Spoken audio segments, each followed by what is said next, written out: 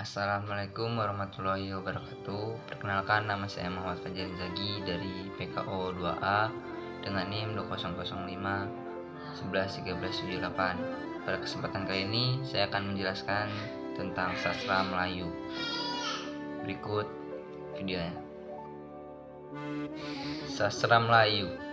Sastra Melayu adalah sastra yang hidup pada era Melayu tradisional, yaitu masyarakat yang masih sederhana dan terikat oleh adat istiadat.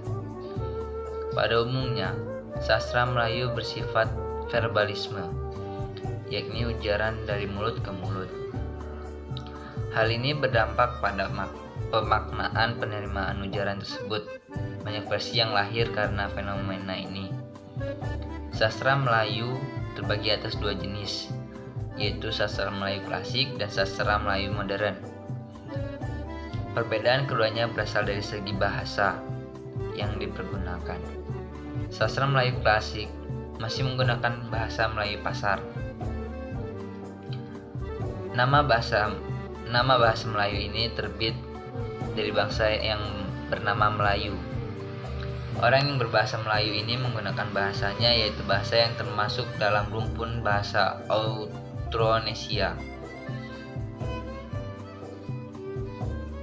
Sejarah perkembangan bahasa Melayu serta sastranya dapat dibagi mengikuti zaman politiknya, seperti zaman Sriwijaya, Majapahit, Malaka, dan sebagainya. Mengikuti zaman perkembangannya, kebudayaannya seperti pengaruh Hindu, Islam, dan Barat. Ciri-ciri teks sastra Melayu berdasarkan pergolongan bentuknya. Yang pertama, puisi. Sastra Melayu dalam bentuk puisi yang pertama berbentuk mantra, pantun, dan syair. Kemudian bermunculan pantun kilat atau karmina, seloka, talibun, dan gurindam. Gurindam 12 karya Raja Ali Haji merupakan salah satu gurindam yang terkenal pada zaman sastra Melayu klasik. Lalu yang kedua ada prosa. Pada ragam karya sastra prosa, sastra Melayu yang pertama berbentuk cerita-cerita pelipur lara dan dongeng-dongeng. Dongeng meliputi legenda, sage, fabel, parabel, mite, dan cerita jenaka atau orang-orang malang atau pandir.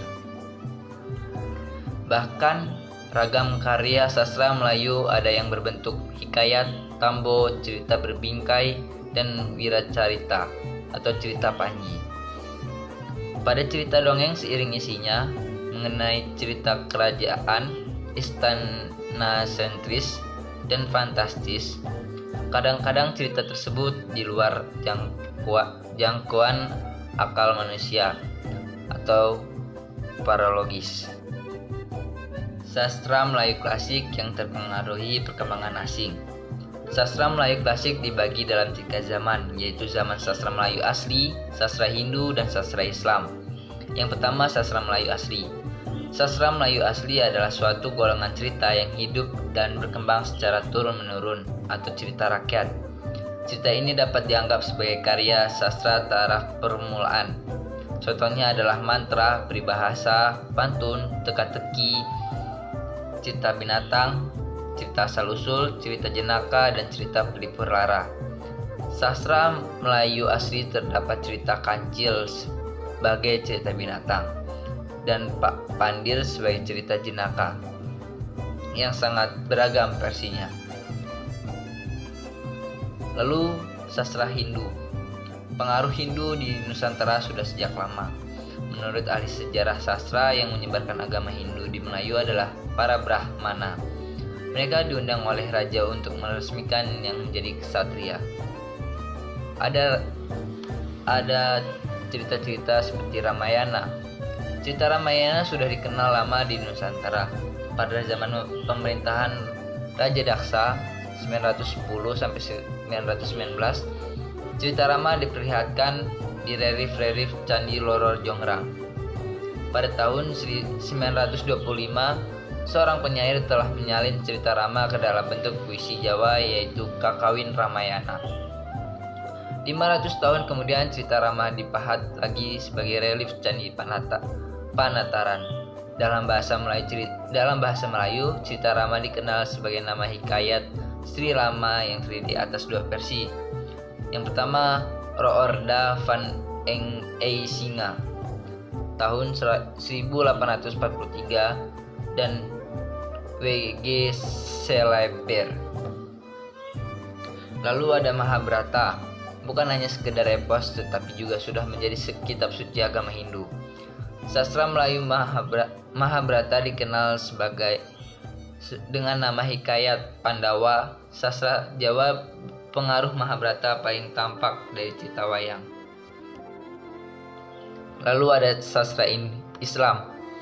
Kemunculan agama Islam untuk yang pertama kalinya di Nusantara sangat mempengaruhi kesusastraan Melayu klasik. Terlihat dari adanya ungkapan atau peribahasa bijak yang kerap kali muncul di khalayak masyarakat. Misal, An-nadhafatu minal iman, artinya kebersihan sebagai dari iman. Kecantikan hati lebih baik daripada cantik rupa. Kejantanan seseorang tak dapat diukur dengan beberapa banyak botol minuman yang ia habiskan. Tak dapat diukur pula dengan seberapa banyak rokok yang ia habiskan. Dan juga tak dapat diukur dengan seberapa banyak dia melakukan hubungan badan.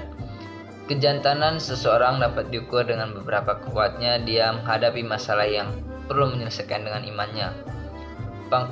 Pengkulturasian antara budaya Arab dan budaya pribumi juga menghasilkan ragam naskah. Karya Ar-Raniri, Hamzah Fansuri, dan lain-lain. Naskah-naskah tersebut biasanya berisikan ajaran tentang fikih, tauhid, dan tasawuf. Seringkali dalam bentuk tanya jawab, puisi, dan prosa. B. Bagian sastra lama berdasarkan bentuknya. Prosa lama. Yang pertama ada dongeng. Dongeng adalah prosa cerita yang isinya hanya khayalan saja, hanya ada dalam fantasi pengarang. Dongeng diberikan menjadi beberapa. Yang pertama ada fabel, yang kedua farabel, ketiga legenda, keempat mite, dan kelima sage. Lalu yang kedua hikayat. Kata hikayat berasal dari bahasa Arab yang artinya cerita. Hikayat adalah cerita yang panjang, yang sebagian isinya mungkin terjadi sungguh-sungguh, tetapi di dalamnya banyak terdapat hal-hal yang tidak masuk akal, penuh keajaiban. Dik Hartoko dan B. Rahmanto memberikan definisi hikayat sebagai jenis prosa cerita Melayu lama yang mengisahkan kebesaran dan kepahlawanan orang-orang ternama, para raja atau para orang suci di sekitar istana dengan segala kesaktian, keanehan dan mukjizat tokoh utamanya. Kadang mirip cerita sejarah atau berbentuk riwayat hidup. Lalu ketiga Tambo. Tambo adalah cerita sejarah, yaitu cerita tentang kejadian atau asal-usul keturunan raja. Lalu yang keempat ada Wiracarita, cerita kepahlawanan. Wiracarita adalah cerita yang pelaku utamanya adalah seorang kesatria yang gagah berani, pandai berperang, dan selalu memperoleh kemenangan. B. Puisi lama. Puisi lama adalah puisi yang terikat oleh aturan-aturan. Jenis-jenis puisi lama. 1. Ada mantra. Mantra adalah kata-kata yang mengandung hikmat dan kekuatan gaib. Mantra sering diucapkan oleh dukun atau pawang, namun ada juga seorang awam yang mengucapkannya.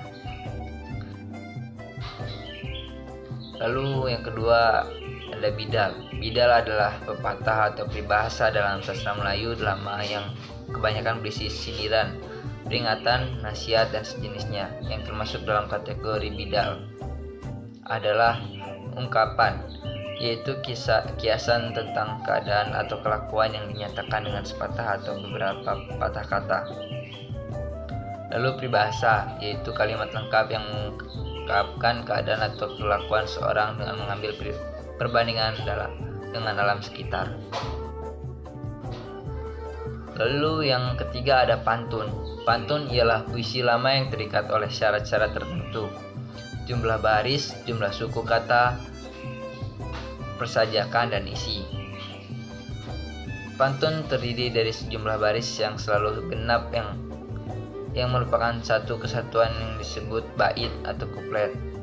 Lalu setiap baris terdiri dari 4 kata yang dibentuk dari 8 sampai 12 suku kata, umumnya 10 kata. Lalu separuh bait pertama merupakan sampiran, separuh bait berikutnya merupakan isi. Lalu persajakan antara sampiran dan isi selalu paralel, ABAB atau ABC ABC atau ABCD ABCD atau AA beralun dua. Berdasarkan bentuk atau jumlah baris setiap bait, pantun dibedakan menjadi pantun biasa, yaitu pantun yang terdiri dari 4 baris setiap bait. Yang kedua, pantun kilat atau karmina, yaitu pantun yang hanya tersusun atas 2 baris. Keempat, gurindam. Gurindam adalah puisi lama yang terdiri dari 2 baris 1 bait. Kedua liriknya merupakan kalimat majemuk yang selalu berhubungan menurut hubungan sebab akibat. Baris pertama merupakan syaratnya, sedangkan baris kedua merupakan jawabannya. Gurindam berisi petuah atau nasihat. Gurindam muncul setelah timbul pengaruh kebudayaan Hindu. Lalu yang kelima, syair. Kata syair berasal dari bahasa Arab syu'ur yang artinya perasaan. Syair timbul setelah terjadinya pengaruh kebudayaan Islam. Puisi ini terdiri dari 4 baris sebait, berisi nasihat, dongeng, dan sebagian besar berisi cerita. Syair sering hanya mengutamakan isi. Ciri-ciri syair sebagai berikut. Terdiri dari 4 baris. Tiap baris terdiri dari 4 sampai 5 kata atau 8 sampai 12 suku kata. Persamaan bunyi atau sajak akhir sama dan sempurna. Tidak ada sampiran, keempatnya merupakan isi. Terdiri dari beberapa bait. Tiap bait berhubungan, biasanya berisi cerita atau berita. Yang keenam ada karmina. Ciri-ciri karmina, setiap bait merupakan bagian dari keseluruhan. Bersajak AA atau AABB. Bersifat epik, mengisahkan seorang pahlawan. Tidak memiliki sampiran, hanya memiliki isi. Semua baris diawali huruf kapital. Semua baris diakhiri koma, kecuali baris keempat diakhiri tanda titik. Mengandung 2 hal yang bertentangan, yaitu rayuan dan perintah. Yang ke-8 ada sloka. Ciri-ciri sloka, yaitu ditulis 4 baris memakai bentuk pantun atau syair. Namun ada sloka yang ditulis lebih dari 4 baris. Selain berdasarkan bentuk dan isi, sastra Melayu pun memiliki ciri khusus lainnya, yaitu pertama ada nama, penciptanya tidak diketahui atau anonim. Alasan para pencipta tidak mencantumkan nama pada karyanya disebabkan oleh beberapa alasan. Salah satunya adalah kondisi masyarakat tradisional yang masih terikat adat istiadat yang begitu laten, memungkinkan terjadinya gangguan kepada diri pencipta jika karyanya bertentangan dengan adat istiadat, baik disengaja maupun tidak disengaja. Selain itu, sastra Melayu klasik sudah menjadi bagian dari masyarakat, atau bisa dibilang sastra adalah masyarakat tersebut, sehingga menciptakan tidak bisa mempersonalkan dirinya sebagai pencipta tunggalnya. Lalu yang kedua ada bersifat prologis, mempunyai logika tersendiri yang tidak sesuai dengan logika umum. Teks sastra Melayu klasik diciptakan dalam imajinasi penciptanya sendiri, sehingga memungkinkan terjadinya pertentangan logika dengan pemikiran yang sudah ada di masyarakat. Lalu yang ketiga, berkembang secara statis dan mempunyai rumus yang baku. Misalnya dalam prosa, menggunakan kata-kata sahibul hikayat, hatta, dan konon.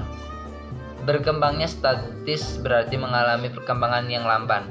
Hal ini disebabkan oleh adat istiadat yang sudah tertanam dalam masyarakat, sehingga sulit untuk menerima unsur-unsur baru di luar adat istiadat. Selain itu, tidak adanya karya-karya baru hanya merubah dari karya-karya lama. Teks sastra Melayu klasik pun mempunyai rumus yang baku. Hal ini bisa dilihat dalam puisi lama, contohnya pantun terikat oleh rima. jumlah suku kata yang sudah baku. Lalu yang keempat yaitu cerita berkisar kehidupan kerajaan atau kaum bangsawan. Sastra yang lahir pada zaman itu diciptakan tangan bangsawan ataupun kaum intelektual. Hal ini yang menyebabkan sastra-sastra zaman itu sebagian besar berkisah tentang kerajaan ataupun kisah para bangsawan karena sesuai dengan permasalahan hidup penciptanya. Lalu yang kelima, berbahasa klise. Pada zaman itu sastra menggunakan ungkapan tradisional dan mempunyai kalimat yang pembukaan dan penutupan yang sama.